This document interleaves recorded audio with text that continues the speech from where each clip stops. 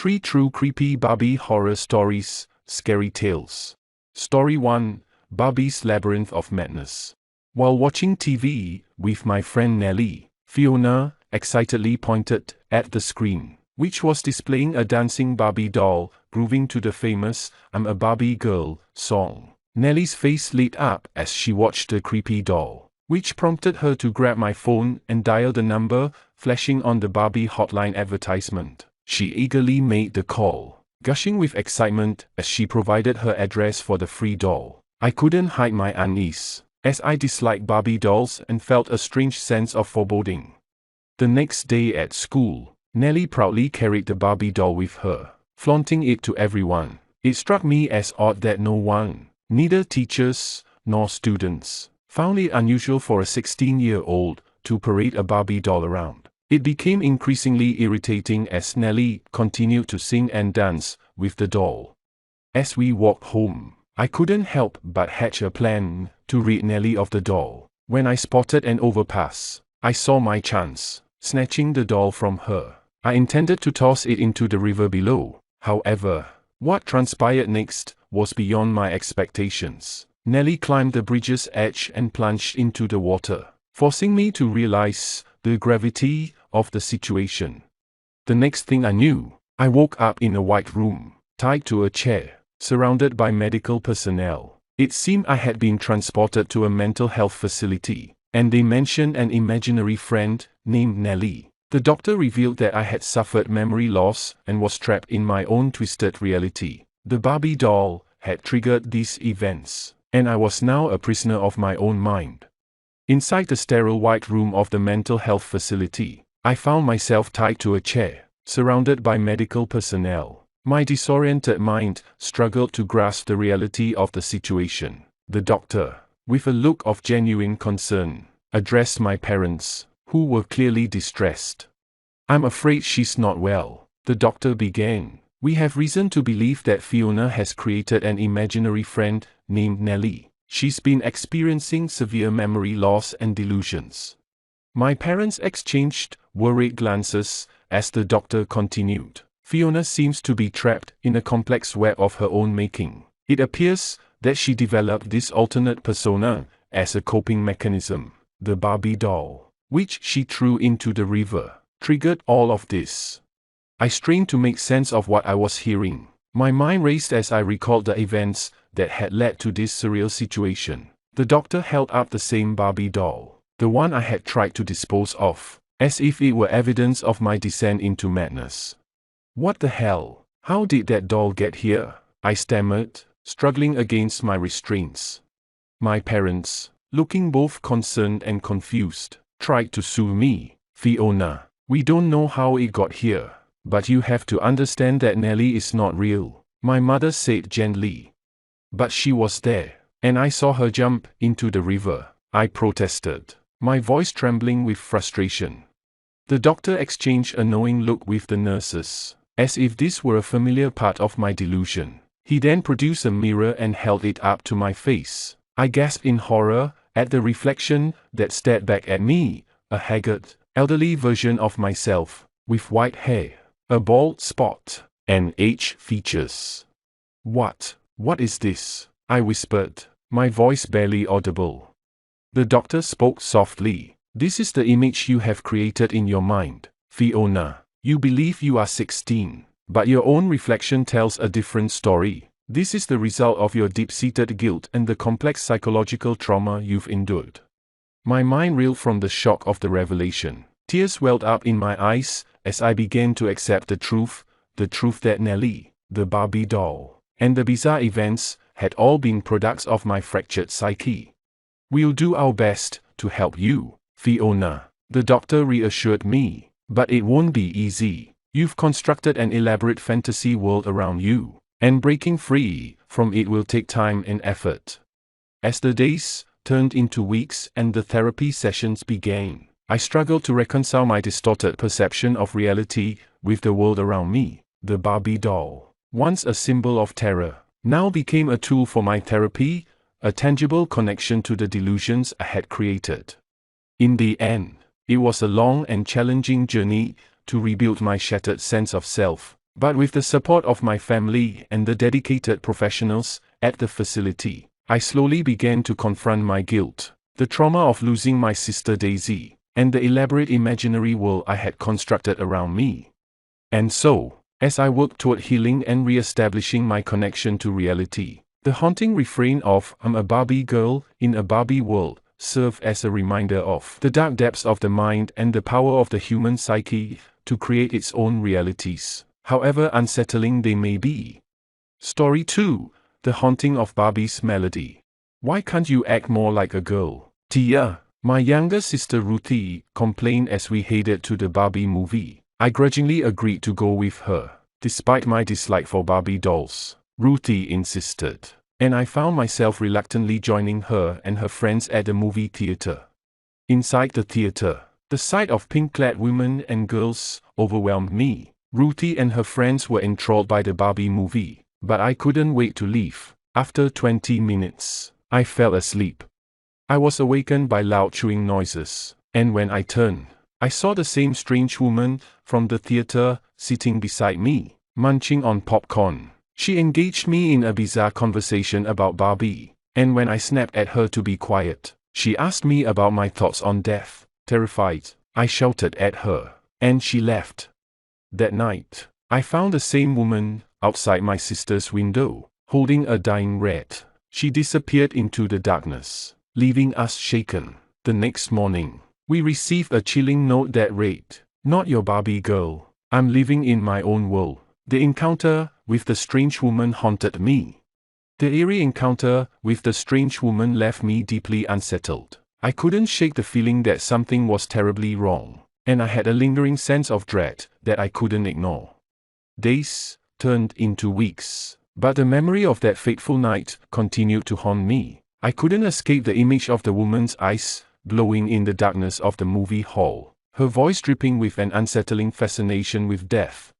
Ruthie, oblivious to my inner turmoil, continued to be enamored with Barbie dolls and all things pink. She even hosted a Barbie-themed sleepover with her friends, while I did my best to avoid any mention of Barbie.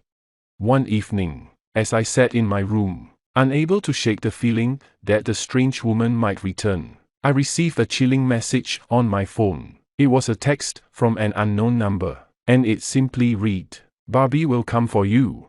My heart raced as I tried to rationalize the message. Was it a cruel prank, or was it somehow connected to the enigmatic woman from the movie theater? I couldn't bring myself to share this unsettling message with anyone, fearing they would dismiss it as a hoax. Weeks passed, and the atmosphere at home grew increasingly tense. I began to notice that Ruthie's Barbie dolls were multiplying. They appeared in places I hadn't seen them before, as if they were multiplying on their own. My anxiety grew as I questioned my own sanity. One night, as I lay in bed, I heard a soft, eerie melody wafting through the darkness. It was the familiar tune of "I'm a Barbie Girl." Panic surged through me as I realized it was coming from Ruthie's room. I rushed to her door and flung it open, only to be greeted by a chilling sight. Ruthie's room was bathed in an eerie pink glow, and the walls were lined with Barbie dolls, all of them swaying eerily to the tune. At the center of the room stood a life-sized Barbie doll, its eyes fixed on me, its lips moving as if it was singing the song. I screamed for Ruthie, but there was no response. It was as if she were in a trance, oblivious to the eerie spectacle surrounding her. Panicked and desperate, I grabbed Ruthie and shook her, trying to break her out of whatever trance had befallen her.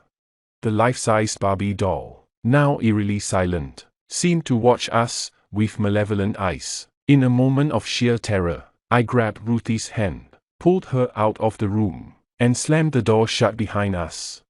We rushed downstairs, gasping for breath. I explained everything to our parents, and they finally understood the gravity of the situation. They called the police, and our home was searched thoroughly, but the life-sized Barbie and the eerie dolls had vanished without a trace. The investigation yielded no concrete answers, and the mystery of the haunted Barbie dolls remained unsolved. To this day, I can't forget the haunting image of that life-sized Barbie doll, and I live in constant fear that one day, it might return to finish whatever sinister plan it had in store for us. The memory of that night still sends shivers down my spine, and I can't help but wonder if there is a dark force lurking behind the facade of innocence that Barbie dolls represent, or if it was all a bizarre and inexplicable nightmare that continues to haunt me.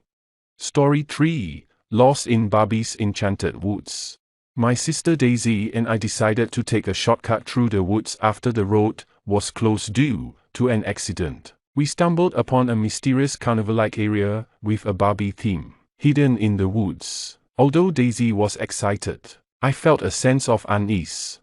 As we explored the Barbie theme park, we indulged in rides, carnival games, and sweet treats. However, the atmosphere grew increasingly eerie, with peculiar Barbie-related displays like a ball pit filled with Barbie heads. Eventually, it grew late, and we realized we had been in the park for hours. We decided to head home, but when we arrived, we discovered that 3 days had passed, leaving our parents frantic. The police had searched for us, but they couldn't locate the theme park, leaving us baffled about where we had truly been. Daisy and I decided to venture into the woods, taking a shortcut home after the road was closed due to an accident. Little did we know that our decision would lead us into a bizarre and unsettling adventure. As we ventured deeper into the woods, the atmosphere grew more ominous. The rustling leaves and distant hoots of owls created an eerie backdrop to our journey. Despite my reservations, Daisy's curiosity led us further into the wilderness. We stumbled upon an unusual, hidden carnival-like area, adorned with a Barbie theme. My unease grew as I took in the peculiar sight. Daisy, on the other hand, was thrilled by the discovery. The Barbie theme park offered a range of attractions and treats, but the air was thick with an inexplicable strangeness. I couldn't help but notice the eerie decorations, such as a ball pit filled with detached Barbie heads, which sent a chill down my spine.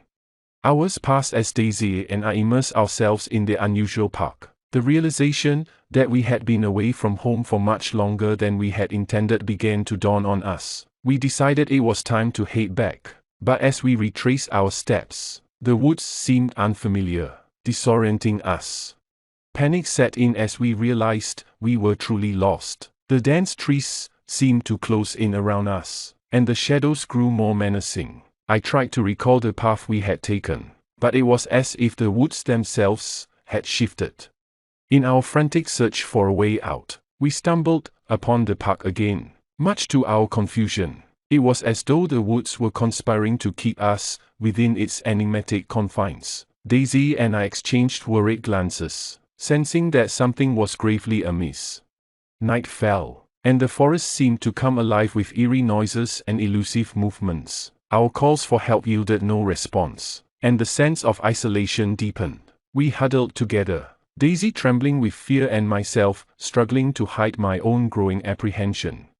Just as despair began to creep in, a flicker of light in the distance caught our attention. A soft, ethereal glow bathed the surroundings as the eerie carnival music returned. It was as though the park was beckoning us to come closer.